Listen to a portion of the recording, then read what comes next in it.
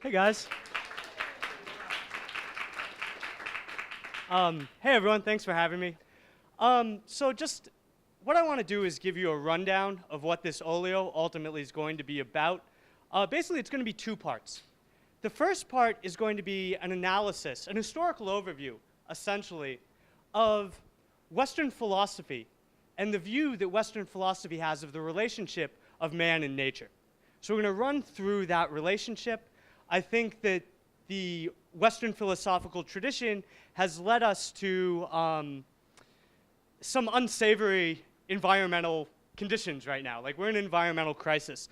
I'm not a scientist, so I'm not going to be explaining the details of, giving you rates of deforestation or rates of, glacial melt or anything like that.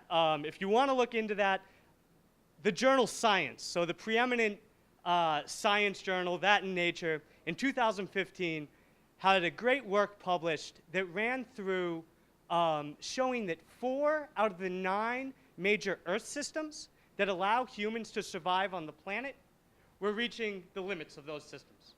And they're not going to sustain themselves if we continue on the path that we're on. So I'm going to take it for granted that there is an environmental crisis. If people want to challenge that once we have the discussion, that's fine. I'd be more than happy to have those conversations, but I'm not a scientist. That's not my area of expertise. What I'm more interested in doing is kind of doing a bit of intellectual archaeology, right? So I'm going to be delving into the history of ideas to try to see where our understanding of man's relationship to nature comes from. So that's going to be the first half of the talk. Then the second half of the talk is going to be, fine, so be it. There's a problem. What do we do about it? So I'm going to look into the question of responsibility. I gave the first half of this talk before, and people liked it. It was good back and forth, but everyone wanted more of an answer. Everyone was like, okay, so what do we do? What do we do? So I was thinking about that, and I realized one of the questions that we have to answer first is, what's our responsibility for dealing with this problem? Who's responsible for dealing with this problem? So the question of responsibility of dealing with the present environmental crisis is going to be the main point of analysis of the second half of the talk. So that's kind of broad overview where I'm going here. So with that said, I guess I should probably jump right in. And so essentially, what I think one of the core problems is in the Western tradition is that man views him or herself. So when I say man, I mean gender neutral, right? So gender neutral terminology, even though all the historical figures we're going to be talking about are men. In the second half, we're going to be talking about Iris Marion Young, so there will be at least some women voices in the conversation. But yeah, essentially the problem is that man views themselves as separate from nature, removed from it, not part of it. And what I want to do is kind of show you the history of why we have that idea, why that's such a core principle that's embedded within our psyche. And another question that people might have is, well, why do we care about what people said, 100 years ago, 1,000 years ago, 2,000 years ago? Why do we care about what these people said back then? We live in a very different world now. And the reason for that, why I think it's important, why I devote time to studying it, why I teach it, is ultimately, I think, to understand where our ideas came from helps us see where our biases are, helps us see why we have the preferences we have, helps us uncover things that we kind of take for granted in how we look at the world. And so I think doing this sort of archaeology is helpful. And that's why I think it's important to do.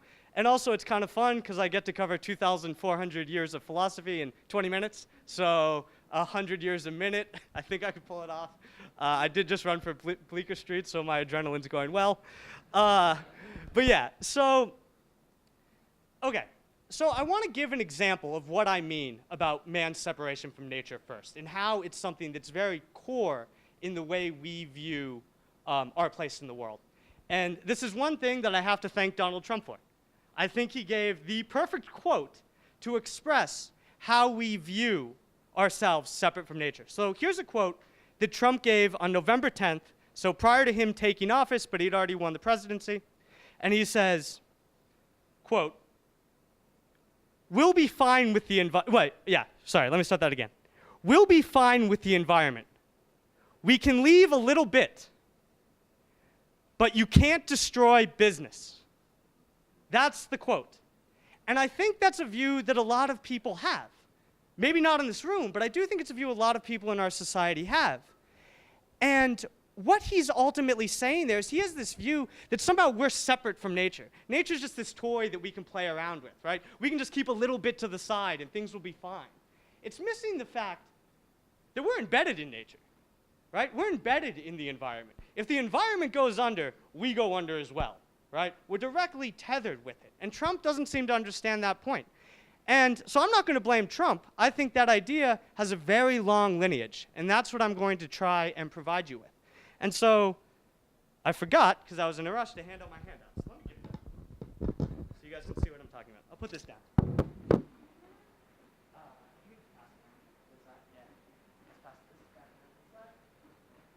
So the point ultimately of the handout is just to give you quotes to see I'm not lying about what I'm saying, right?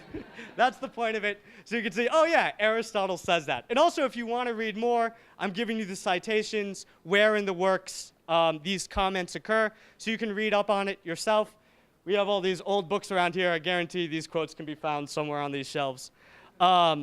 So with that being said, I guess let's jump in. Why we in Western society view ourselves as separate from nature. And I think that it does have a very long lineage. I think you can go all the way back to Plato. Plato's the very first person who got this idea going. And where Plato gets it going is in the Phaedo. I think that's the first work that really covers it. And ultimately what Plato says in the Phaedo is humans, we're not really from here. We're not really from Earth, right? This physical world that we all exist in, this natural environment that we all exist in, this isn't really where we are. And it's not really where we should be. And it's not really what we should be concerned with. And he gives this story that prior to us being embodied in these, corporeal, physical forms, we existed in the realm of the forms, which is a different spatio-temporal, metaphysical realm. There's nothing more I can say about it than that, right? But ultimately, he says we rode around on chariots in the realm of the forms. And we were up there, just riding around. And we saw all the forms. And the forms, what they are objective truths about things. There's a form of everything. There's a form of a chair. There's a form of a table. There's a form of a person, right? And what these forms are ultimately the true things. So this podium is an imperfect embodiment of the form of a podium, which is the true podium. And what Plato says is we need to be concerned with the realm of the forms. We shouldn't be as concerned with paying attention to this physical world, right? This environment. Once again, we're separate. We're different. We're not really from here. We're from a different place. So Plato gets the ball moving with that move in the Phaedo. You can also see it in the Republic. It comes out throughout most of the Middle Platonic dialogues. But Plato's most famous student, Aristotle, he follows the exact same track here. He maintains Plato's belief that people are separate from nature and the environment. And you can see that in this photo. So in the handout, the little photo I have on the top, it's a representation of scala natura, or the great chain of being, as they said in the Middle Ages. And in this chain of being, Aristotle classifies and lays out every sort of thing that exists in our world. And he ranks them all, and he puts them all on a hierarchy. And so you can see the lower steps, they're lower down in the Aristotelian chain of being, and the higher things are higher up. Obviously, who's on top here? Man. But there's a more important thing that I want you to pay attention to in the photo. Man's body is attached with the rest of the natural world, with the rest of the animals, with that lion there and that vulture and that monkey and stuff, right? Man's body is still in this natural realm. But as you can see in the photo, our mind, the head, is separate. It's going along with that Platonic notion that man really isn't natural. Somehow we're separated from nature. And that photo, I think, illustrates that very nicely, that our mind, our rationality, separates us from the rest of the world. And you can see this in other places in Aristotle's work. So in Book 10 of the Nicomachean Ethics, which is a really weird book, by the way. It completely disagrees with books 1 through 9. So a lot of scholars are like, why is Book 10 here when it disagrees with everything you said books 1 through 9? We could talk about that, but it really doesn't deal with the talk. But if people have questions, by all means, I love to talk about that. And ultimately, Aristotle, as the quote says, he says that, look, people, our greatest thing is our rationality. That's our core essence. It's rationality. So it's not our body. It's not the natural side of ourselves that makes us who we are. And what we should do for Aristotle is aspire to be gods. And where do gods exist? Not here, right? They don't exist in the natural world. Gods exist in some other metaphysical realm, right? And Aristotle's saying that's what we should aspire to be like the gods. And Aristotle's God is the unmoved mover that contemplates contemplation, right? And so Aristotle says what we should do is just think all day, right? Not be concerned with our daily life in the world, not be concerned with our bodies. Contemplate contemplation, just think about things. Do philosophy ultimately, right? And so Aristotle's carrying on this Platonic tradition. And so that kind of covers the ancient period, and we can move on. And this is the fun part where, to allow us to do 2,400 years of philosophy in 20 minutes, we get to skip over 1,000 years really quick. And so that's the medieval period. And roughly in the medieval period, when they were doing scholastic philosophy, the core goal there was A, either to prove the existence of God, which they gave lots of weird arguments for, or B, to show how Aristotle doesn't conflict with the Bible. So when you went to university, for hundreds of years, there was only 2 things you learned: Aristotle and the Bible. That was it, right? That's all you learned. And so ultimately, Christianity doesn't really disagree with this Platonic and Aristotelian picture, that man is separate from nature. And in many ways, you can clearly see that. First and foremost, the goal of Christianity is to get to heaven. Once again, a different metaphysical realm, not this natural realm we exist in. It's a place different and distinct. That's where we want to get to. But also, you can see in Christianity this notion in Genesis, which I give the quote for, that the rest of the natural world was put here for us. We're superior to it. We're the masters of nature. It has to bow to our will. We can do with it as we please, right? So the entire Garden of Eden was put here for Adam and Eve to do with as they please. Once again, man is different than nature. Man is superior than nature. Man is separate from nature. And so that covers the ancient period, the medieval period. But where I think things start getting much more problematic is in the modern period. And the modern period in philosophy doesn't mean today. Usually when people say modern, they're thinking like, today's society. Modern in philosophy means from like the 1500s. So it's kind of weird, but just bear with it. That's how it works in philosophy. So yeah, basically it's Descartes and after. That's the modern period. And in the ancient period and in the medieval period, there was something nice. There was a nice picture where Aristotle says everything has an essence. Every single thing that exists has an essence. And every single thing, if it can live up to its essence, if it can live up to its purpose, it will be happy, right? It will flourish. It will be content. So I'll give you some examples of this. So for Aristotle, a knife is actually happy if it can cut. The essence of a knife is to cut things. So if a knife can cut, it's actually happy, right? The essence of a giraffe. What's the essence of a giraffe? Anyone want to take a guess? I'll tell you. No, it does. To eat leaves from the tallest trees, right? To eat leaves from the tallest trees. That's the essence of a giraffe. And it kind of makes sense. A giraffe that can't eat leaves from the tallest trees, what's going to happen to it? It's going to die, right? It's not going to be a giraffe anymore. So you have to, if you want to be happy, you have to achieve your essence. And in the Middle Ages, they took this view and they were like, this proves that there's a benevolent God.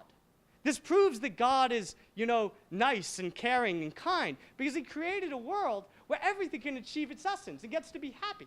So it's this really nice, happy picture. I imagine, a 80s NES game with, little Yoshi hopping around. He's, happy eating the little apples and stuff, right? So everything is happy in this world. This is a really nice picture. But Descartes comes along, and he ruins this entire picture. He throws it all out the window. And the reason Descartes does this is he says, no. The only things that actually have desires, the only things that actually can achieve happiness, the only things that have free will and can make choices are man and God. That's it. Meaning animals and natural objects are excluded. Animals, according to Descartes, are robots. They're automaton, right?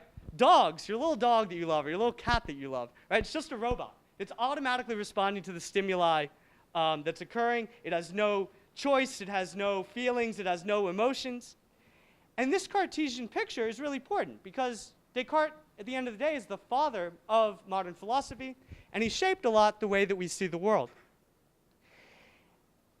And so the reason Descartes makes this move is he's trying to show, ultimately, that we, us and God, are the only things that have mental capacity, the only things that can think, the only things that can reason.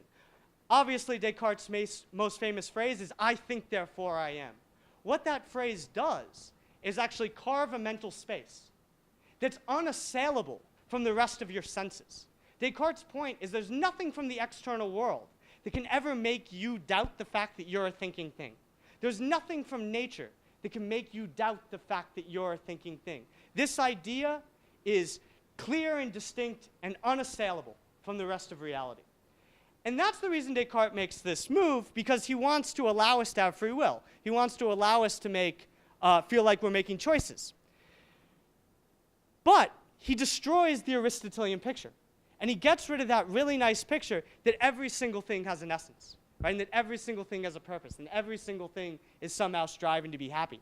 And in that, he separates us even more from nature and the rest of natural objects and animals, right? Because he's saying it's only us that can make choices.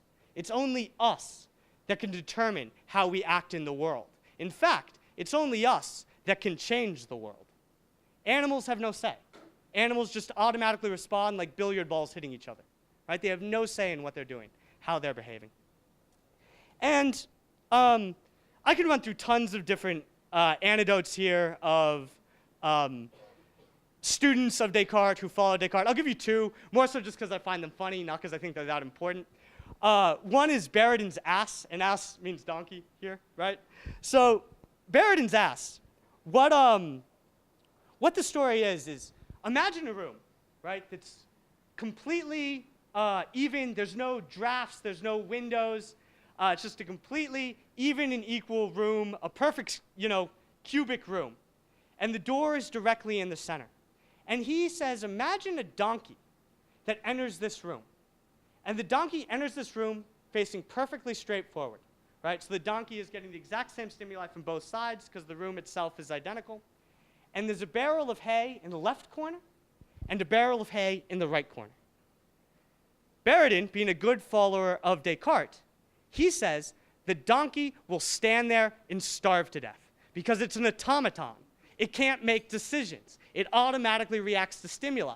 Since it's getting the exact same stimuli from both directions, it won't be able to make a decision on which pile of hay to go to. So it will just starve to death. Now, first and foremost, you can say, well, Paradin, why didn't you just do this experiment? You would have seen that the donkey would have picked a side. It wouldn't have starved to death, right? But in a way, that also shows the problem. It's these philosophers think that they can figure out how the world is, not by engaging with it, just by thinking about it, right? Just by reflecting, just by using our rationality, which is separate. Another follower of Descartes. So Descartes has a problem. Descartes has a problem here where he kind of says there's two of us, in a way. There's our body, which is natural, and it just reacts like, billiard balls bouncing around. But then there's our mind. There's our mental side, which has free will. It can make choices. It can actually make decisions about how to act in the world. And the problem is these are distinct metaphysical things. So how does the body and the mind communicate? How does the mind tell me to move my hand so I can pick up this paper, right? This is the classic Cartesian problem that Descartes has to deal with. Descartes gives some hand-wavy answer that our pineal gland has a magical ability where it allows our mind to talk to our body, right? But that doesn't matter.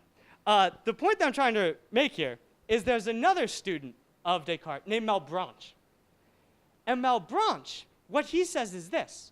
the reason I can move my hand, the reason I can interact with the world, it's because when I decide to move, I pray to God to move my hand for me. And God doesn't. That's how it works, according to Malebranche. Once again, though, only we have this ability. Only we have this power to talk to God. The animals don't. They have no say. Man is very different. Man is very distinct. That's what I'm trying to get at here. And there's tons of other figures in the modern period and in the Enlightenment. So there's a bunch of other Enlightenment figures that kind of deal with this notion as well. So I'll just run through a couple. I can bring up more if people have questions later. But I'll just run through the ones that I think are important. So a central figure that I think is really important here is John Locke. Because John Locke, what he says is he takes a notion that's been around since the Renaissance, that man is the measure of all things, ultimately that man determines the value of all things. And Locke takes this and says, man is the only thing that can create value. Nature, for Locke, can't create value at all. Let me read the quote just so you see here that I'm not lying. Where is it? Locke says, so it's the last quote on the first page. He says, "For 'tis labor indeed that puts the value on everything." It's our labor that puts value on everything. Nature, according to Locke, as the quote says, provides very little of the value. And what that means is it's better to chop down a tree and turn it into a canoe than to keep it staying there as a tree, right? It's better to take natural objects and labor upon them and turn them into products. That's what we should be doing. That's the most important thing for people to do. That's the way we create value, is by taking natural objects and laboring upon them and turning them into products that can enter the stream of commerce. And John Locke said this in the 1600s, and I think this is a view that we've really taken to heart in our society, right? That's production, it's consumerism. This is where we get our value from. And Locke's the guy who comes up with that idea. And in that way, what Locke is saying is nature has no value. Maybe it has a little bit of value. I think in that quote I gave, he says it has 1/1000th of the value that man adds to it, right? But really, it's man that adds all the value. Nature doesn't have any. And man is the only thing with the magical power to change natural objects into valuable objects. We have this magical power. You might have not known that we had it, but we do, according to Locke. And Locke's not the only guy who has this view. Kant jumps on this view. And Kant says that it's our ability to labor upon things and produce objects for commerce, that's our highest aspiration. That's what makes us human. That's what we should aspire to do. And Kant even has this weird distinction. It's a footnote where Kant says, a wigmaker, they're a full citizen. They should be afforded all the rights of the state, right? But a hair cutter, a barber, they shouldn't. They don't create products, so they are passive citizens. They shouldn't have a right to vote. They shouldn't have a say in the government structure. Barbers don't get this say, but wig makers do, because wig makers create products. And that's what you need to do to be a full-fledged member of society, right? So this view is a long, long tradition. Also in the Enlightenment, an important development happens here. One of the most important developments for our political system. It's the contract theorists, right? So there's all these contract theorists, guys like Hobbes, Locke, Kant. Rousseau's kind of different, so I don't want to lump him in here. But they all have this view that man once lived in a state of nature. Man existed in a state of nature. And Hobbes, what he famously said, is that state of nature, it sucked, right? It was nasty, brutish, and short. Those are Hobbes' exact words. That's what it was like when man lived in the state of nature. So what we need to do for ourselves is escape this state of nature. We need to get out. We need to remove ourselves from nature. We need to remove ourselves from the environment. We need to create an artificial world, meaning a political world. We need to create a political world with artificial laws that govern us, not the laws of nature. Once again, we need to remove ourselves from nature. And so this contractarian view is deeply embedded in our society. Most people take contractarianism as the foundational view on how states are legitimate, right? That we actually decide to build political institutions, to put in place natural laws. And in that way, what the contractarian thinkers are saying is we're removing ourselves from nature. So now, first and foremost, everyone in the room might be thinking, okay, well, you're just ripping on capitalism, right? That's just what you're yelling at, right? You're just grumpy at capitalism. But that's not true. That's not really what I'm yelling at here. While I am critical of this view that changing natural objects into productive commodities that can be traded as consumer goods and things like that, while I am worried about that, that's not something that's inherent to capitalism. That same notion that nature, at the end of the day, what we want to do is have it be subsumed into the economy, right? You want all of nature to be subsumed in the economy. Marx says that explicitly, right? So Marx, communism. Marx says the exact same thing, that nature should be subsumed in the economy. And so I gave a bunch of quotes showing that. I find one really interesting there by Engels, obviously Marx's best buddy. And what Engels says in the quote is that man, by laboring, ultimately creates themselves. Meaning we're not even natural at all. Somehow we brought ourselves into existence, right? We're not even natural entities. And so you can see this isn't just a capitalist problem, right? There's also a communist problem. It's a socialist problem. It's all these, it's not about which sort of economic model we take. It's more a question about this view of man viewing themselves as inherently superior to nature, and that nature's here just for our mastery and just for our control, right? That's the driving view. And so one thing is you might think is like, okay, well, fine, you've given me this story about all these different famous Western philosophical figures, but is this maybe true for all cultures? And I'm not really, my background's not in cultural studies or anything like that. Obviously, I do Western philosophy more. But I don't think that it is. I don't think this view exists in every other culture. I do think that it's somewhat a Western phenomenon. And one of the problems is that Western culture and the Western tradition is kind of expanded around the entire globe, so it's the dominant view now around, pretty much the rest of the world. So it's kind of seeped in everywhere. But historically, I don't think this view was everywhere. Instead of Christianity, if you imagine Indian religions, right, that have a notion of reincarnation. The goal of these religions isn't to escape this natural realm and go to heaven, right? The goal of these religions at the end of the day is you're going to be reincarnated over and over and over again into this world. Make this world a better place, right? You're going to be here for a while, right? So make it a better place.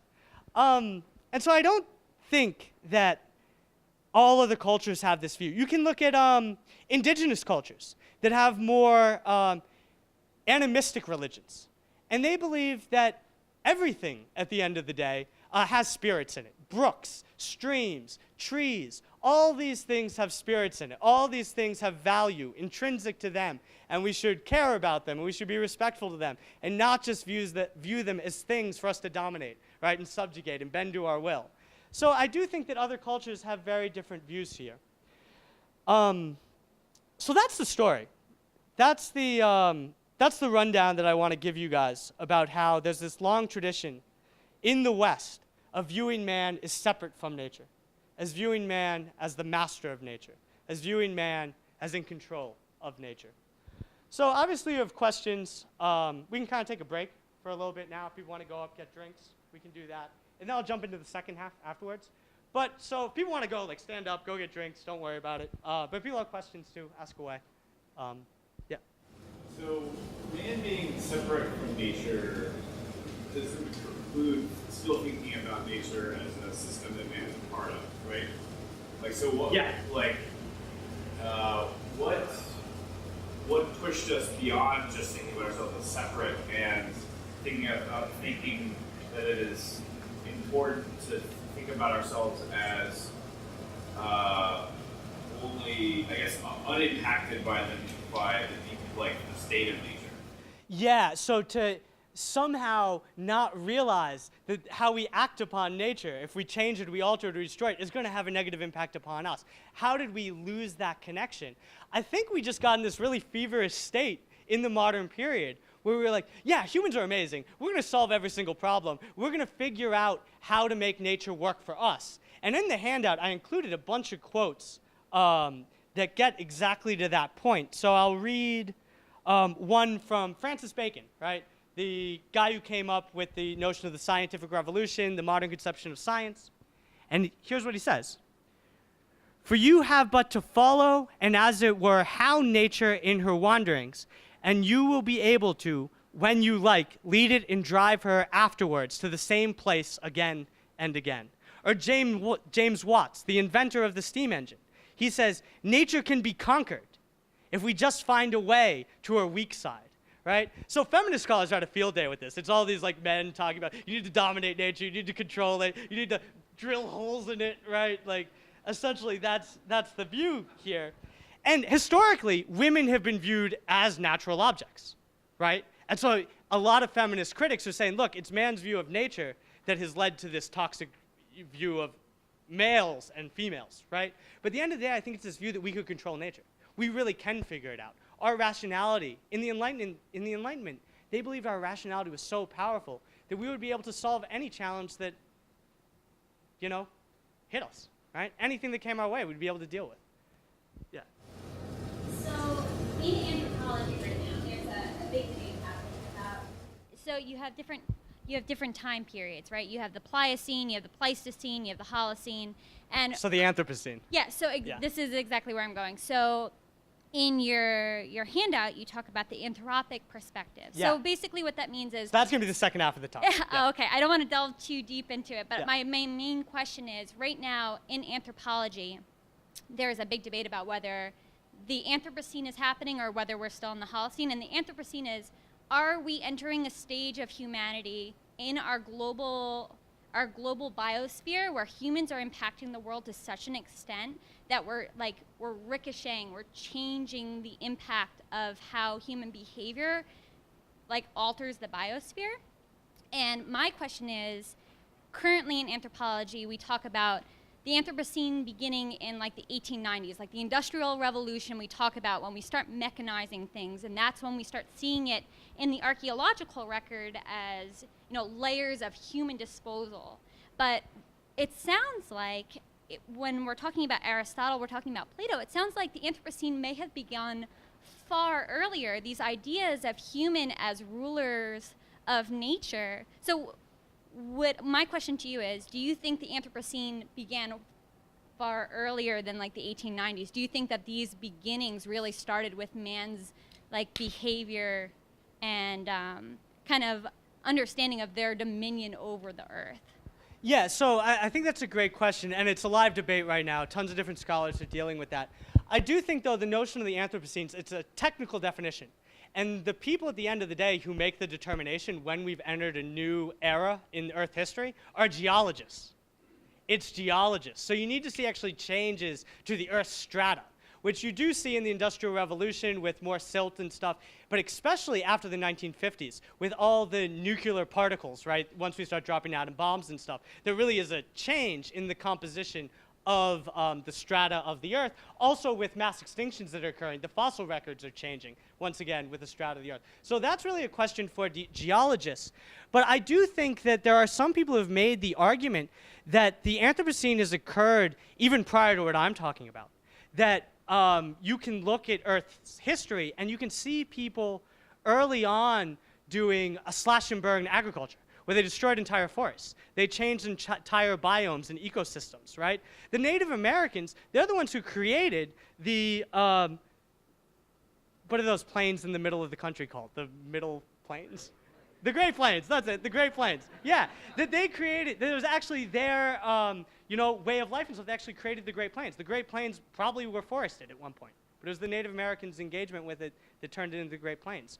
So some people say that it's been, since humans have been Homo sapiens, we've been in the Anthropocene, because we've always been altering our environment. But I don't know. It's a live debate. I think it's a good question, and I don't have an answer on it. It's not really my area of expertise, but is that, yeah. Okay, you. Yeah. So I guess to start off my point, there's a difference between Locke and everyone that came after Descartes. But if you start with the assumption that the human mind, the prefrontal cortex, is to problem solve like the brain always has a natural desire to problem solve. From the beginning of your lecture, there was sort of like finding a resolution was like part of this, right? So I think, therefore, I am. I think everyone that comes after Descartes sounds like a manipulator of that idea. Yeah, that sounds completely right. I think that's the core idea of the Enlightenment in the modern period, that our mind is amazing. Our mind is going to be able to solve any problem. And one of the things, I think the move from modernity to post-modernity is to realize, look, maybe rationality's failed us. Maybe rationality will be the key to our own destruction, not the solution to the problems. Maybe rationality has done more good than bad, right? And they're referencing things like the Holocaust, right? The invention of the atom bomb, now the environmental crisis, all these things. So that's really what I think divides modernity and post-modernity, is that notion. Whereas all the people, as you rightly said, they hop on that Cartesian ideal, that our cognitive capacity is here to solve problems, and it will. We're going to be able to do it. Yeah. Me? Yeah. Hi. So did Locke never conceptualize any idea of like natural scarcity? Was their view of the world so small that they never thought that they would have to figure out a way to kind of recycle nature? As well as like, when did pollution in London start like making people sick? And did they not see any interaction with that and then think about that at all? Yeah, so that's interesting. There's a lot of different ways I could go with trying to answer that point. So I'll bring a couple. First off, so when they're writing in this period, obviously something really important happened. They found the New World. So it changed the view of scarcity of resources. In the medieval period, all the land was already plotted out. All the fiefdoms had their specified amount. Every lord had his exact amount, right? It was harder to get land. It was harder to gain access to resources. But in this period, there's now all this new abundance of resources found. So I think people in this period kind of got this hyper mentality. It's like, yeah, there'll always be resources. Don't worry about it. It's totally fine. But Locke, in his credit, I don't think was that naive. Because Locke does come up with these Lockean provisos. And he says you can't take so much that it won't leave enough in common for others to take as well. So you have to leave enough there, enough resources for others to be able to take from. But he does think that we can take a lot because the land's not really providing the value. 99.999% of the value is coming from us laboring upon it. So when you labor, you're actually creating resources and stuff that more people will be able to use. He gives a quote, I'm not sure if I put it in the handout, I probably should have, where he says, look at the Native Americans, right? They need 1,000 plots of land to take care of themselves, 1,000 acres of land to take care of themselves, versus a good Englishman who only needs 1 acre and they're completely self-sufficient.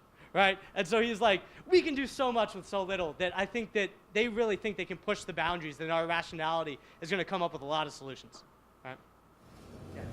So regarding the environmental issue that are currently out, do you think, what are your thoughts around, as people approach the problem to resolve it, ideally?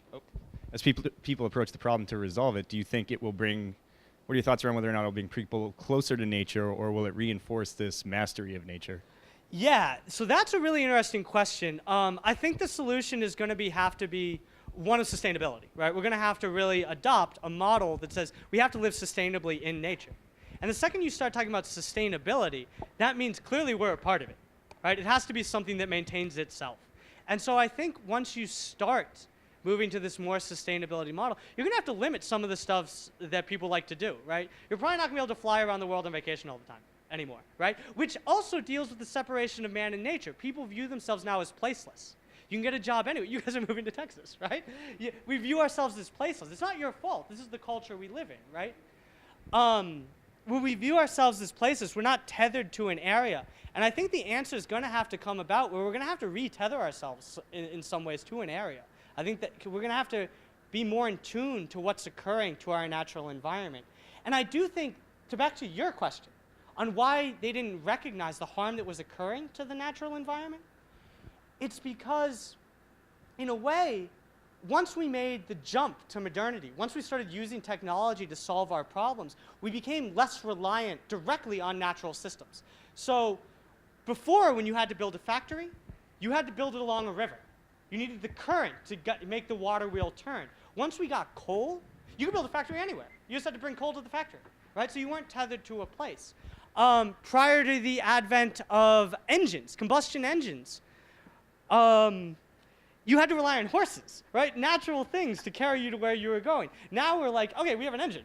We can just go wherever, right? We don't need to rely on bodies, horse bodies, or people bodies to work in the factories. Now it's all just robots that do it, right? So we've kind of, in this move to modernity, taken ourselves out of the mindset of paying attention to what's actually occurring in the natural environment around us. Living in New York, you don't really see the seasons, right? You don't really see what's happening in nature.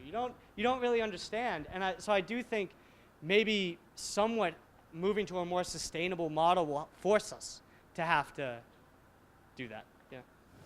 Just to follow up on that.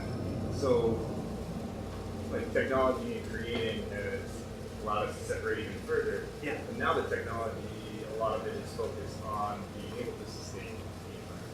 So I'm wondering what your thoughts are on that. Yeah, so that's great. We're going to need technology to do that. I'm not anti-technology. I'm not anti-reason. I do philosophy, right? All philosophers love reason. So yeah, I think we're gonna have to do that. But I do think it might have to change some of our behavioral patterns and some of the way we think about our relationship with nature, right? Understand that when you buy certain things, right, there is an environmental toll, right? We use palm oil in everything, right? To make palm oil, you have to burn down tons of rainforest in Sumatra, right? And people don't understand that because we don't connect the products we're buying to the natural places they're coming from, right? And so recognizing those sort of things is really important. And this is more what I'm going to be talking about in the second half of the lecture, ideally. Yeah. I'm curious how much sort of in this distinction between mind and body. Like if we had somehow avoided the distinction between mind and body and thought of ourselves in a more holistic way, would we have ended up kind of avoiding this, or would we have just have like drawn the dividing line around ourselves as opposed to everything else? Yeah, I think that's a really great question. A lot of philosophers dealing with environmentalism more generally have made that point. And like one way we've went really wrong is this separation of mind from body. And once we realize we're embodied, we'd also realize that we're situated in a place, in a habitat, in a natural environment, right? So it's always this leveling up that we're separate, we're different, we're not like that, right? That I think has led to it. So I think that's right.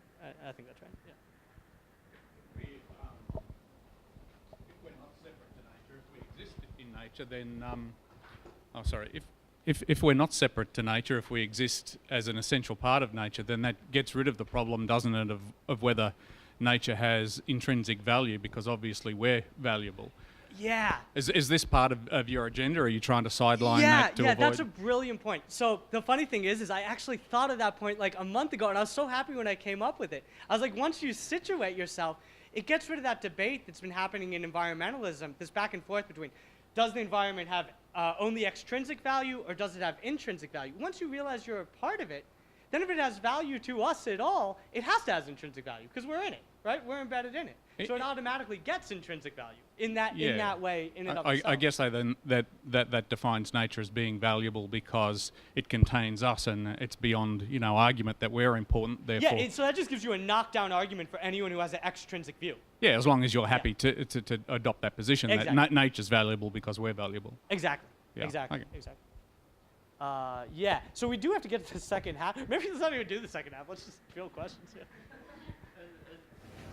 As an extension of that, so it's going to go back to people obviously have the biggest impact on what we perceive as nature. So if you try to group them together, it's a little fruitless, because then no matter what, humans are going to overtake what they want from nature. So isn't that separation necessary to actually assess a problem? Yeah. So there's been a lot of work on that issue. So if you want to read a great work on the discussion of nature more generally, the concept of nature, Vogel wrote this thing, and he explains how we use the concept of nature in two distinct ways. And one of the ways we're obviously part of nature, and that way is any sort of biochemical, physical thing, all that stuff's natural. So in that way, obviously, humans are natural, right? We have chemical processes, we're biological entities, right? We're clearly natural. But he says there's another way we use the term nature, which just means separate from man. But the problem then, once you take that view, then anything we do, right, is problematic. Anything we do is harming nature, is destroying nature, just automatically. Even if we're trying to help it, even if we're doing environmentally friendly things, it would still be destroying nature, because the second we act upon it, we're making it unnatural. And so there's a huge paradox there. I think that's really interesting. I'm not smart enough to deal with those sort of paradoxes, but if you want to take a shot at it, by all means, I think it's really interesting. Yeah. So I just have a quick, comment or question. So if we view ourselves as part of nature, so this is another current debate that's happening right now. Are humans part of this natural system that's happening? If we are part of nature, then when we talk about things like evolution, the creation that exists best within its environment is the one that survives. So if humans are existing best in our environment because we have adapted to the point that we can create an environment that suits us, and we're pushing away other species. So this is a huge argument that's happening right now. It's like, well, if orangutans are going extinct, that's part of a natural system because we are part of a natural system that's pushing them out, because we have outfitted them, we have outsurvived them. And I'm not saying I agree with it. I think, from a conservation standpoint, it's very frustrating to think of it that way. But there's a huge community that thinks humans are part of a system, we're part of nature, and if we're out competing other sources that are pushing them away, that's just the way that the world works, and that's the way that world has worked way before 200,000 years ago when Homo sapiens existed. Yeah. Sorry. No, so that my question is to you, do you think that we're just we're a destructive part of this series where we're eventually going to push ourselves away because we're going to become unsustainable, and everything that we do here on out is just part of natural evolution? Yeah, so that gets to a core problem. There's been some interesting essays I've come across. I can't remember the author. If you want to email me, I could get you them later. But where they say, look, if you look at species, what's natural for species is to go extinct. 99.9999999, I can keep going probably all day, percent of species have gone extinct. So if you think that, if you're trying to figure out what the interest is of species or of natural entities, if you're looking at what they normally do, it's to go extinct. So how are we harming their interest if we're pushing them to extinction? I think that's also, once again, one of these sort of paradoxes. If we view ourselves as embedded in nature, then what we're doing is natural. Then if we're killing off these animals, plants, so be it, right? Survival of the fittest, that's how evolution works. That's how nature works. And how you draw a line there is difficult. Some people have tried to make a move towards biodiversity. What you want to do is maintain biodiversity, but then why don't you say, okay, let's just build zoos everywhere or something, right? And no, that's not natural. That's not like the normal folk conception of natural, right? So yeah, I think it's a real challenge. I think it's a real question. I think it's very interesting. I don't have an answer.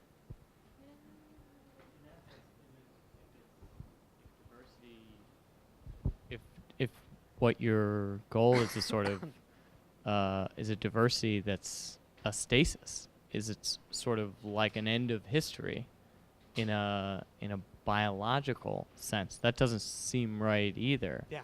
It seems like too far to the other end of the spectrum, away from constantly changing destruction. Yeah, I completely agree. That's the issue, right? We're running against these deep philosophical problems here where we're going to need to do work on this. And it's interesting that philosophy is just starting to do work on these very central topics, right, that deal with how we interact with the world around us. No one really talked about these sort of questions until, the past 20 years, pretty much. That's when they've all started arising. And we're going to have to do a lot of work. So philosophers will have jobs for a bit more. And anthropologists and other people too, right? Yeah. If a lot of this stuff started in Greece and that kind of part of the world, and a totally opposite view of man's relationship with nature existed in India and in different parts of Asia, was there any evidence or any of a dialogue between the two where they met or something if it's not that far from Constantinople, the East and West, or whatever. What was there any kind of dialogue between them, and how did that, what did that produce? Unfortunately, that question I really have no answer to. I really don't know. You would have to talk to someone who does more cross-cultural studies. My background is really in analytic Western philosophy, so I don't really know enough about the cross-conversation. It's a very interesting topic. I'm just, unfortunately, uninformed on it, so I don't have anything for you on that. Yeah. out of it. It's just something that's been like going through my head Statements over are the good. like. I watched a TED Talks 2 days ago about how science should be, making things, improving things for everybody. Well, basically the point that he got to was that when you go to school to be an architect, you're taught to think so like calculated that you can't really make life better for humanity when you're thinking of yourself as separate from humanity. Like I just don't understand why it's so capable for us to like make this connection that there's an ecosystem and everything plays its role in the ecosystem, but still see that things are separate. There's different species that play different niches. Like I'm just getting this idea out, I guess, that like, why can't we understand that everything is separate but whole? Like, it's why does it have to be so black and white? I don't know. Yeah, it sounds like you're giving a critique of modernity, which has been this move to greater and greater specialization, right? Where everyone has one particular thing that they focus on, and they learn to excel in that one little thing, and they carve their own little niche. And they don't realize at the end of the day how that niche connects with broader social issues, or in this case, environmental issues and things like that. And how we start trying to get a more holistic view, that's going to be a challenge, right? But you're probably going to have to see where these ideas came from and how we can kind of shift the discourse to move them in a direction to allow us to take a more holistic conception. But yeah. Yeah. I'm trying to figure out how to word this, but I feel like a big problem today, like how our culture and society views this environmental crisis, is that it's really hard for people to imagine what it's going to be like in 2100, and it's hard for them to place themselves outside of their own bubble, which is now, and imagine that down the line, or give a damn about it. You can swear. But would you say that still falls under this kind of like umbrella of separating ourselves from nature, or is that just like fear? Well, I think what you're getting at is a good point that, well, first off, it's impossible for us to predict the future. We don't know how things are going to play out. We never know what's going to develop, what's going to come about, So one thing, and this is a problem with modernity, which also gets back to an earlier point, is there's a lot of hubris in the modern view, that humans can figure out problems. We can figure out what to do. We can figure out solutions. And I think a lot of it is more about being humble. A lot of it is recognizing that maybe we shouldn't push systems to their limits. Right now, we're all about efficiency, efficiency, efficiency. Get everything running as smoothly as possible. But instead, maybe what you want to build in is slack into the system. So if we make a mistake, it's all not going to blow up, right? There'll be enough redundancy, enough extra things where we'll be able to sustain it. And right now, that's not the mindset we take. Right now, it's always about efficiency. And I think maybe dealing with that and thinking about that is important. The fear aspect and the unknown aspect, I think that's just part of being human. Right? We're always scared of what we don't understand. We're always threatened by what we don't understand. That's why we get mad at things that are different than the way they've been, and why we don't like change sometimes. And that's hard. How you deal with that, I don't know. But that's part of being human. That's what we all need to figure out, right? How do we become comfortable with a world that's changing around us? Because regardless of what world we live in, it's going to change. Even if we try to make it as sustainable as possible, it's going to change. The world changes. That's the way it is. Oh, okay, cool. Yeah. Second part. Let me take a drink and change my mindset here. Yeah. The second part I'll do faster. I'll just get to the nuts and bolts on it. So the second part, it came about like this. So I was teaching environmental law, policy, and ethics at Baruch last year. And just in reading it, it dawned on me where I was like, there's really two ways that environmentalists are talking about responsibility. There's two distinct traditions here. There's two ways they're talking about it. They kind of disagree on a lot of stuff. And I'm like, well, that's kind of interesting. I'm just going to try and explain what the two ways are. And I realized there's two ways that they talk very differently about responsibility particularly. There's the anthropic perspective, and there's the environmental justice perspective. And I think both of them have good things and bad things about their respective views. So I'm just going to try and lay out the views very quickly so you can get a grasp of what they mean. So the anthropic perspective, and I gave some quotes that kind of show the anthropic perspective. What it says is all humans are responsible for the present environmental crisis. Humanity collectively is responsible for what's going on, right? All of us play a role in it. And that seems somewhat weird to say, because how can you hold an oil tycoon as environmentally responsible as like an indigenous person who lives in the Amazon? That seems kind of absurd. But people have legitimately made the argument. It's like, look, from your very first breath, you're releasing CO2. You're contributing to climate change, right? So people have made that argument. I don't really buy that argument because you could still do carbon farming or something and live a carbon neutral lifestyle where you wouldn't be contributing to climate change and stuff like that. But regardless, the point is the anthropic view, which arose in the scientific community in the second half of the 20th century, sort of arose from climatology studies, from oceanography, from biology, from all these different areas of science, where they recognized, as you said, as you pointed out, right, that humans maybe are actually changing the Earth system. Humans, in and of themselves, to become a natural force comparable to the other Earth systems, right, that we're changing it ourselves. And so that's the view. And they place the blame, they place the responsibility on all humanity. So that's the important point for this lecture. I gave some quotes that show that view. So yeah, that's the anthropic view.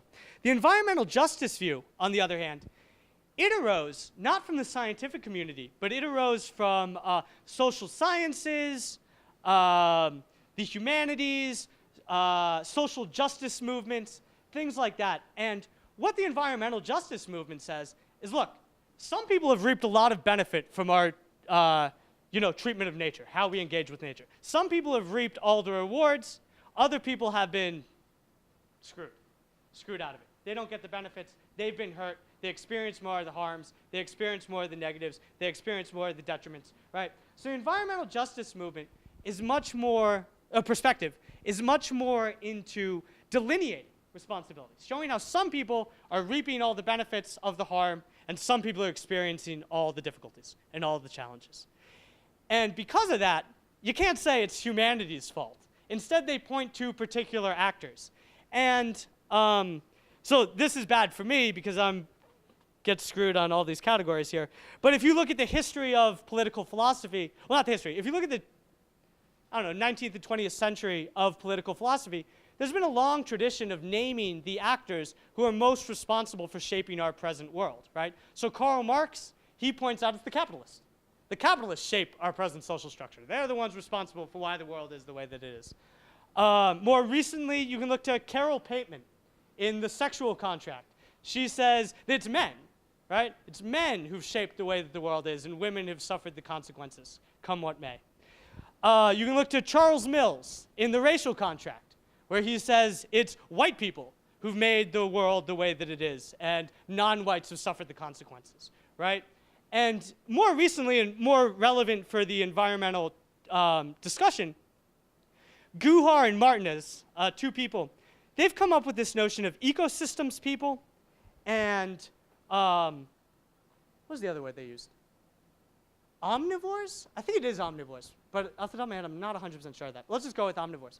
So basically, omnivores are people who take resources from everywhere in the world, right? If you're living in New York City, you're an omnivore, right? You get stuff from everywhere. You probably travel every single place. You probably go to lots of places. You probably do lots of things all around the world, right? So you take advantage of the processes of global mass production, essentially. You're part of the chain of global mass production. Whereas there's other people, ecosystems people, who exist much more in a local habitat. So think indigenous people, right? Rainforest communities who have very limited access with, the rest of the world. They're not really dependent upon mass production and the global stream of commerce to maintain themselves, right? Those are ecosystems people. And so what they say is, look, at the end of the day, it's the omnivores who are responsible for the way the world is. It's the ecosystems people who are experiencing, the detriments and the consequences. They're the ones really getting screwed here. And so that's really the difference between the two perspectives, the anthropic perspective and the environmental justice perspective, and their view on responsibility, right? And what I was thinking about, I was like, okay, both of them have some nice points. Let's try to synthesize them. Let's try to get them together. So I come up with this thing that I thought was brilliant at the time. I was like, this is brilliant. I was like, what we need, and I came up with this term. I wrote this paper. I actually gave a conference at it in Chicago, talk at a conference in Chicago about it. And I said, what we need is a notion of shared but differentiated responsibility. I was like, this is genius. This is exactly what we need. This like deals with the problem. We need to be shared, meaning that it's in common, right? Everyone has a role to play in this thing. But at the end of the day, we need to draw distinctions. We need a taxonomy of responsibility. Some people are clearly more responsible than others. So we need this notion. So I give this talk, and all these philosophers are like, yeah, that's great. This seems completely right. They're all like nodding their heads. Then I get back, and I start doing some research, trying to write up the paper for publication. And it's hilarious that I missed this. And this shows how ideas just seep into your head without you even realizing it. That's been the view that they've had since 1992 in the Rio Declarations, which have shaped the UN's entire policy and perspective on environmentalism since 1992. And I teach this stuff. I should have known. And it's not shared but differentiated responsibility. Their term is common but differentiated responsibility. So it's really the exact same thing. And I was like, damn it, my idea is horrible. Well, it's not horrible. It's right. But it's not any good. So that got me thinking. I was like, okay, but there's still a problem here. How can you really have common but differentiated responsibility? How can you actually have this, right? Because if something's in common, then maybe shouldn't there be certain actors who are, oh no, sorry. If something's differentiated, if something really is differentiated, then shouldn't there maybe be some actors who are excluded? Who, they don't have a responsibility. They have no responsibility to discharge. They actually are separate from the problem, right? So if that's the case, then the common drops out the window. They've lost the shared. They've lost the common, if the differentiation actually occurs like that. So I started racking my brains, and I was like, how can we come up with a notion that actually philosophically explains this idea of common but differentiated responsibility?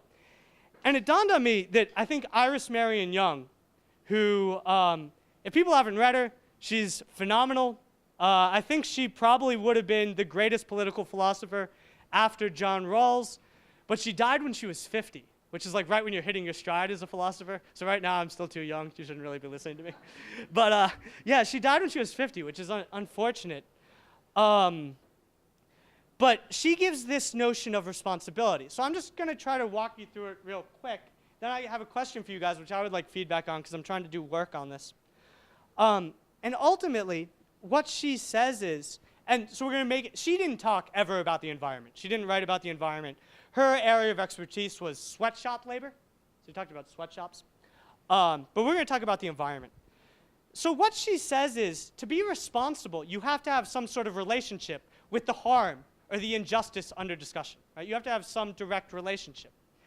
And she walks through what the relationships are, but she's talking about sweatshops, so what I want to talk about is ecocide. And what ecocide is, as the name clearly implies, it's the destruction of an ecosystem. That's what ecocide is. So it's the destruction of an ecosystem. It's the destruction of a habitat, right? And so in the handout here, I give the 4 relationships you can have to ecocide, and then a 5th relationship, potentially, that you have no relationship at all. So that's why it's not one of the 4, because you don't have a relationship, right? So the 4 ways that you can have a relationship, as I wrote here, are the first one is those who are guilty of ecocide. And that one, what I mean by that, and why I think Jung's picture can easily help us deal with that one, and why our society, I think, is really set up nicely to already deal with that one, is that's the common notion of responsibility that we all have. It's blame for past wrongs, right? It's saying you did something bad, and you deserve social redress, punishment, something for that bad thing you did, right? So it's that classic notion of blame. It's past-oriented, clear-cut.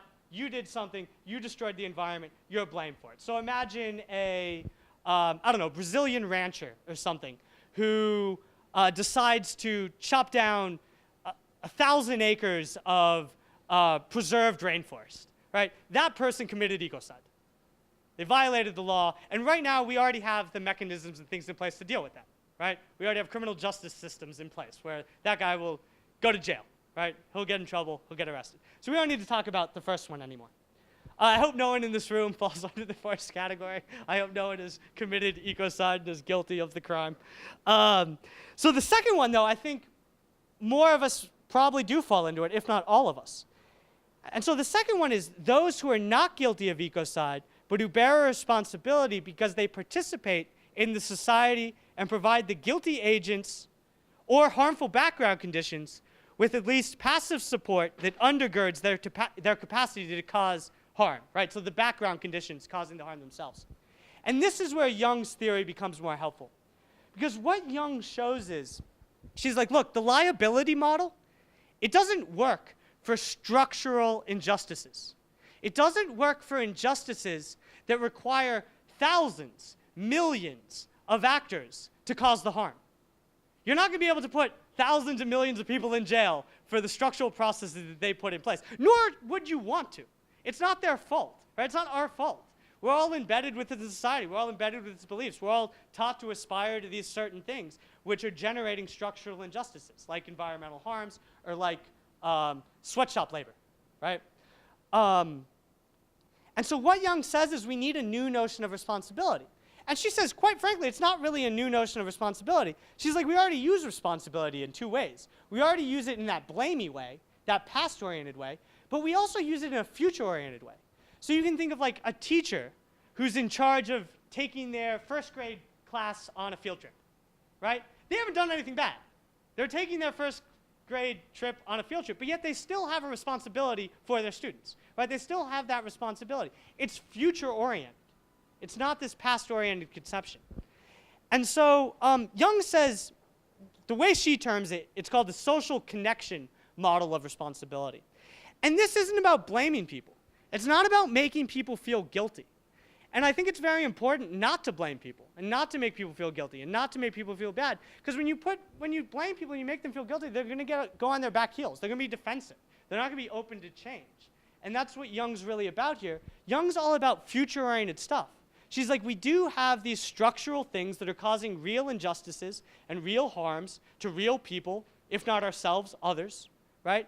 And we need to take these things seriously. We need to take these things into account. But blaming someone who buys jeans at the Gap isn't the way to go about doing that.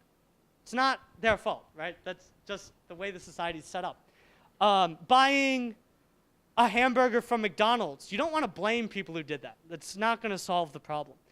So instead, what you need to do is come up with this future-oriented social connection model. And it just requires people to recognize the way that their actions lead to and they participate in structures, social structures, that lead to structural injustices, right? So that's all the social connection model cares about. And then Jung believes at the end of the day that once you recognize if you're acting a certain way that's causing real harm, you're going to feel a sense of responsibility, an obligation to try and discharge that, to try to work to improve it, to try to make the structures not as unjust as they once were, right? But it's future-oriented. It's about changing the structures. And so people in the second category here that I listed, that would be someone like maybe not the ranching tycoon, but his employees, who actually are the ones who physically chop down the rainforest. We don't want to send them to jail for something that they didn't know was legal. The rancher might be the only employer in the area. All these people are dependent on the rancher for their livelihoods, for their jobs, for their well-being, for their family, for their survival. To hold them accountable and blame them for it and shun them for doing their job just to try to support themselves, that's not going to help fix the problem, right? So we need a different notion.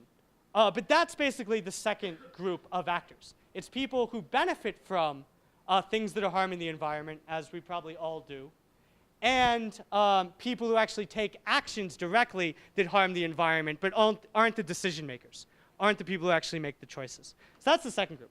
The third group is an interesting group, and I bet a lot of people try to do this. The third group is those who take actions to distance themselves from the wrong of ecocide, either through efforts at privately preventing some of them or through forms of withdrawal from the acts and behavior, habits, and institutions that generate the environmental harms. So it's kind of trying to remove yourself from processes and structures and institutions that are causing the environmental harms. People probably do that when they buy a Prius, right? Like, great, now I'm no longer using fossil fuels. Or they do that when they go vegan. Right? Like, great, I'm no longer relying on meat, which requires gallons upon gallons of water to feed the cattle to make us our hamburgers and stuff like that. So they take private actions to try to separate themselves from the harm. The problem with that, which I agree with Jung on, which people in the room might disagree with, is it doesn't solve the problem. It does not solve the problem. The problem will still occur if you take private actions to try and prevent it, or to try and separate yourself from it. If something bad's occurring around you, you can't just say, I didn't take part in it, I'm not responsible, hands off. Because this is a future-oriented conceptual responsibility. It's not that blame-oriented conceptual responsibility. Instead, what you have to do is the fourth category. It's those who publicly oppose, resist, or alter the background institutions and practices that generate the environmental harms. So what you have to do, it's not just take private steps to remove yourself and say, I didn't do any of the problem, and yet the problem's still occurring. Instead, you actually have to make concrete policy changes, take political and collective action to actually change the institutions and change the structures. So you have to vote in ways that won't allow these institutions to continue to occur, these practices to continue to occur. You have to, try to create public institutions that get out information and knowledge of the damage being done. The point is it has to be public. It can't be private to solve the problem. Only through public actions will we be able to combat structural institutional injustices. Not through removing yourself from the problem will the problem be solved. So what Young and what I agree with is that we got to get people to move to the fourth category if you want to solve these sort of injustices. And then there's the interesting thing which could pose a problem. So first off, in this way, I think Young gives us a model where it shows that responsibility can be shared, right? Most people are going to be taking part in these processes, taking part in these institutions, taking part in these structures. And so it's shared, but yet it's differentiated, right? We have these different classes of actors. We've made a differentiation on what people's responsibility is. It's only the first group of actors who we want to hold, morally culpable, really criminally blameworthy, really like point the finger at, right? The other ones, you kind of just want more future-oriented approach. Don't really make them feel as bad about what they're doing. And so in that way, it's shared and common. But there's the potential of a fifth class of actors who potentially have no relation to the environmental harms. And if that fifth class of actors exists, then it gets rid of the notion of shared. And so what I'm trying to work on is trying to see if there's any way around it where we can keep it differentiated and show how yet it's still common. So that's a question I'm working on. I'd love to hear feedback on that. But that's pretty much the notion of responsibility that I think is going to be really important for us to deal with the present environmental crisis. And so that's what I tried to give you. Yeah. So, okay, one, the fifth actors are still affected by the collapse of our environment, so don't they inherently have future responsibility towards that? So can I deal with that point first? Yeah, okay. So you're completely right. So Young lays out 3 ways that you can have a connection with the environment. You can have an interest. So if you're a victim and you're being harmed by the injustice, then you automatically have an interest. The problem is you could potentially imagine, and this is a hypothetical thing. I'm a philosopher. I need someone with some empirical background to help me out here. You could maybe imagine actors who have made environments and habitats resilient enough that even with the global environmental crisis, their habitat is able to maintain itself. And in that way, they're not victims. In that way, they're not harmed. In that way, they're not a part of it. Right? It depends on how bad our environmental crisis is. It would depend. It would depend. But It's an empirical question. I'm a yeah. philosopher. I have no idea. I think it's a little misleading to suggest that there isn't a relationship here with capitalism, because I think that inherently communism is theoretically set up in a way that would manage common good in a different way. We have not seen that in practice. But I think there's a question here that sometimes maybe removes the question of who is responsible and asks the question of what sort of incentives and systems can we be setting up in our world that relate ourselves differently, rather than saying ooh, we're all responsible or these people should go to jail. It's that we could set up in a new system that incentivizes things in a separate way. So come to my third talk. That's going to be the third chapter. I'm working on that now. That's the next step. First, I need to figure out who's responsible. Then I figure out what are they responsible to do. Right? That's going to be the next thing that I'm working on. So I think that's good.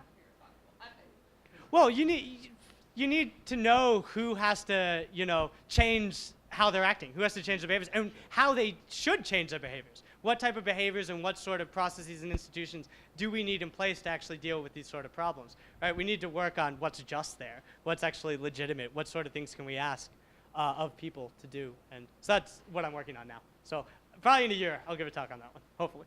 So you kind of got your empirical thing of someone who might not have connection. There's a project in Arizona where they made a closed, like, multi-ecosystem thing made out of glass, and basically sealed themselves inside from the outside world for 2 years and survived. So 2 years wouldn't be enough. We would need it to be sustainable, like over generations and lifetimes. But that would be interesting. I should look into just stuff like empirical. that. Yeah. And I need the empirical because I don't do that. Yeah. Yeah.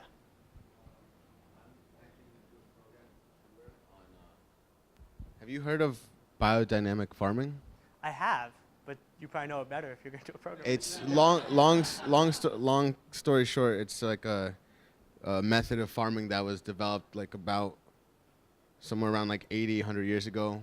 That you use like an ecosystem. You bring everything together, like, you know, certain animals with certain plants with certain, like, everything. It just works together to enrich the soil as opposed to, you know, make it barren, you know, like civilizations have done before, because of the fact that what was a cash crop and what sold more and what was in demand. And, you know, I don't know, my theory is that this is, like, you know, if this idea was spread across like all the farms across the country, we'd be enriching the whole, and it's literally treating the farm as an organism. You know, it removes that separation actually from us and nature, because it works off of the idea that everything together is what makes it, you know, we treat it like a body. You know, as we're using our body, we need to eat certain vitamins and, you know, ingest certain liquids, you know, in order for it to run optimally. So why couldn't we do the same for the environment? Well, so that might get back to the capitalism point that so far it hasn't been shown to, you know, allow us to make profit. So that might get back to that point. That's probably the quick answer there. We live in a capitalist society. Yeah. In reference to the fifth category, yeah. Have you come across Jainism, the religion Jainism, practiced in India? I do know about Jainism. Yeah. So you're familiar with certain monks in that tradition who take vows to harm no living life. So they sweep in front of them when they walk and not step on the insects. Yeah. Do you think that that individual, that person, may have no responsibility for ecocide? Well, potentially. I would have to read into more what their life practices are, more generally what sort of farming practices they use, all empirical stuff. I don't know. I don't know what these Jain monks, how they lived and stuff. Yeah, Chris is Jain. Yeah. But yeah, it's an empirical question that we'd have to talk to Jain scholars who know more about how the monks actually engage with the environment. Yeah. So again, like kind of going off this fifth idea of taxonomy, so there's this concept that there's people who have no connection to ecocide, but that kind of goes... Well, I'm not sure if there is. That's my question. But like I think that historically we like to think of like this noble savage. That's the concept that people say. The noble savage who, you know, cries the single lone tear in the 1970s commercials when they see garbage being piled up in landfills. And there was this concept that Native Americans would not have polluted the earth the way that we have, and that there's people who would have respected the environment in ways that we wouldn't have.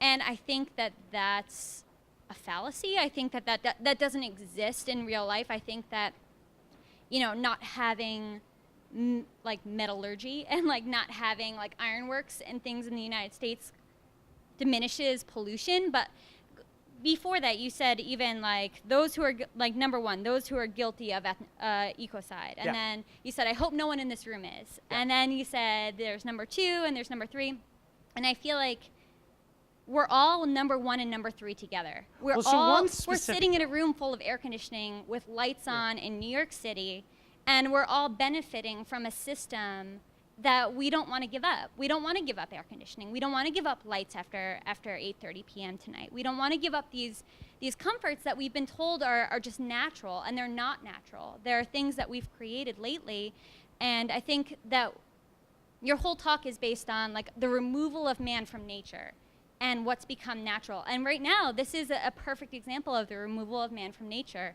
we're up past 8:30. We're in an air-conditioned climate room. We're sitting here and we're going to drink drinks that hopefully will be recycled, but maybe not. You know, and the question comes is, are any of these 1 through 5 attainable? We're all kind of guilty and we're all kind of victims. Yeah. So at the end of the day, this isn't something where you're done. This isn't a model where you're ever done. You've never reached an end here. With injustice, it's a constant ongoing fight. The point of this thing, the reason why I don't think any of us are one, is one has to be an actor who made a conscious decision to willfully do something illegal to destroy a habitat or environment. So that's like a very technical definition. I don't think anyone here probably falls under one, but there are people who do. Like imagine a terrorist, right, who hijacks an oil tanker and crashes it into a coral reef, right? That would be an example of one. I don't think any of us have done that. But I think we're all probably in 2. And the point is, a lot of people probably move to 3, where they take private actions to try and separate themselves from the harm. But the point is we have to take public action. And it's not done. It's not that this is attainable. It's an injustice. And the point of injustice is an ongoing fight that's going to continue and continue and continue forever. But the thing is if you do think something's unjust, you have to take public action to try and correct it. And that's all I'm saying. And I don't think we ever will completely solve the problem. But we need to move in that direction. Yeah, maybe we'll be forced to. And that would be sad. And hopefully we can avoid that. One thing I want to make another point, though, just because it's funny. So while your fallacy about humans, right, and how none of us should ever live this, perfect natural savage, I completely agree with you. But animals too. We have this like idealistic view of animals, like dolphins in particular. It was like dolphins are amazing. If dolphins ruled the world, everything would be wonderful, right? But the thing is, dolphins are just as much as dicks as we are, man. Dolphins, they've done these studies where they did these tests, and the dolphins got to bring a piece of garbage to a receptacle, and they got fed if they did this. The dolphins were smart enough, using rationality, right, where instead of bringing one piece, they would break it into multiple parts and take one little part at a time, right, to reap more of the benefit, using rationality for their own self-interest.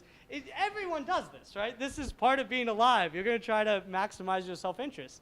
But the point is, if you view something as unjust, if you see that there's problems that are occurring that are actually harming people, then you have to take public collective action to deal with it. And not that you're ever going to solve it, but you need to try your best. So one of the things that strikes me about the difference between 3 and 4 is there are different mechanisms for change, and I think empirically they've had to occur together to actually bring about change.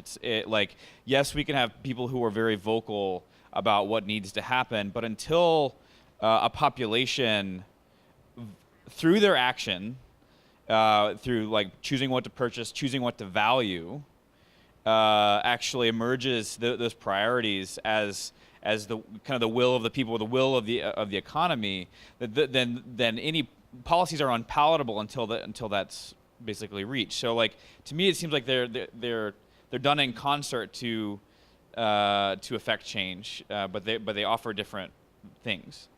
Yeah, that's great. I love what you just said there. I completely agree. You need kind of both of them working together. And especially under Jung's model, you need moral exemplars. You need people to be like, look, we're giving other paths, other routes to go by, right? So you need people doing things differently to even point to, like, maybe I could do this instead, right? You need those sort of things. And so people doing 3 do give that. So I was probably too harsh in the way I presented it. 3 does definitely serve a purpose in the model as well. And I should make that more explicit. Yeah, good, really good point. I love it. Yeah. To go back to your question about maintaining a common but differentiated responsibility, I think a lot of it originates in the man's separation from nature, right? Because man seeing himself as separate from nature gives him the justification to dominate nature, and then that justification is just a slippery slope of like, well, if we can dominate nature, then we can dominate people that are associated with the nature, and then we can just create this like taxonomy of domination, right? So part of like the reason why 3 and 4 are in separate categories is that it's not to say that like the person taking private actions is like, maintaining some sort of moral superiority, like I'm better because I'm vegan or whatever. Like, it's just that like it's still part of the problem of man seeing himself as separate from nature, and then that being used as a logic for separating himself from other people. So if everyone is doing like, you know, the vegan thing, like trying to be more responsible with what they're consuming and what they're buying, that's great, but it has to be a collective action. And I think that's why 4 is so powerful, right? Because it's not just like a couple of conscious citizens, it's like a whole movement, Changing right? the structure. Yeah, exactly. You can't change the structure if people still fundamentally view themselves as separate from nature and by extension one another. Yeah, I agree with everything you just said completely. And a lot of actual colonial critiques make that exact point. It's like, look, the reason different societies got screwed over by European colonialism is because they viewed those people as natural people. They didn't view them as the full-fledged, rational, magical European man, right, who has complete rationality. And so they can be subjugated, they can be dominated. That's fine, that's the way the world works. And you can actually see scholars in the 14th and 15th century writing that explicitly, right? It's clear cut, so I think it's a very good point.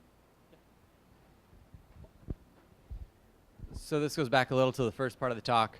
I wanted to raise a competing view. It's not my view, so if you want to decimate it, you won't offend me personally. Sure.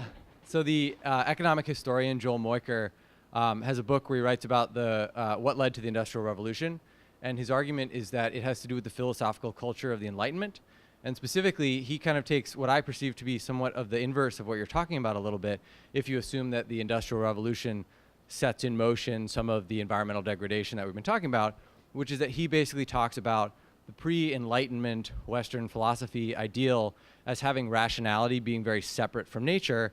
And he really relies on Bacon. I know you have Bacon in here. That scientific thinking is bringing rationality back into the realm of nature and the practical, and that is what sets. And in his mind, you know, he's an economist. Like, this is great.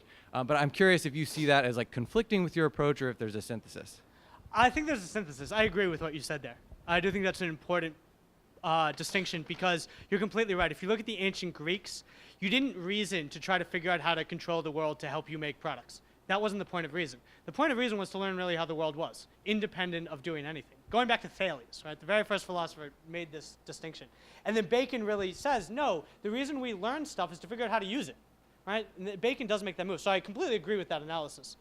But I think there's certainly a synthesis there where it's just kind of a gear change, but the same problem still remains, where men views themselves as, we're going to master nature, we're just going to learn about to control it, right? And I think that's the way where it's still this continuity, where man is separate even though we're there, right? We're separate, but we're there, meaning we're there because we can use it, but we're still there for us to use.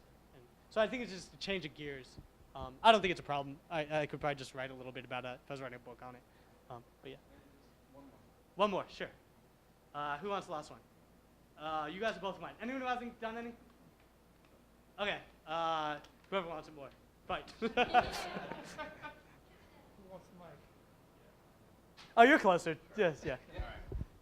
I'll try to make a good one. So this actually, I am curious. We've talked about philosophy being this kind of like the backbone of the talk, leading us to the kind of right. But to where we are now, and I'm curious. You know, we've gone through the ages. What is the mechanism for philosophic thought for actually impacting human action through most of that time? Because like it's mostly like urban elites, the very small like top 0.5% who's even bothering to think about these things. What is the mechanism for that thought permeating culture and society to actually make an impact? Yeah, so that's a classic thing that philosophers has to deal with. It's like, obviously, this is the thing that only a couple of elites have ever got to even think about in the history of humanity, right? Totally right. Don't disagree with that. But I do think that these core beliefs, because they've been taught so long. Let's look at Aristotle. I'm not joking. When for 1,000 years, all you learned when you went to college was Aristotle and the Bible. That's all you honestly learned. And those people ran the society. So their values and stuff, they're going to trickle down. The people might not know where they're coming from. They might not understand it. But these notions are going to reach the broader society. I was watching Orange is the New Black last week, right? And they were talking about trolley problems and stuff. It's a philosophical thing that comes up, but it trickles into popular culture. There'll always be a trickle down from, you know, the ivory tower to other people. The ivory tower is not separate. Once again, everything's always connected, right? So I think that it can take time for philosophical ideas to get cachet in the public culture. But I do believe, so one thing I think is that philosophers are idiots. Philosophers think they change the world. Philosophers do not change the world. They're the last people on the scene, and they explain what's going on, right? They're the last ones to come. But eventually they do explain. And those ideas seep in, and then people learn of it. And then like real innovators, like real maybe social justice movers and stuff, then they come out with a paradigm shift that takes the ideas and inverts it and actually comes up with a revolution that changes things. And I think that's the way the process works. But I do think that the philosophers play a role in it, right? Thinking about ideas, it's important, somehow, maybe, I don't know. Yeah, good question.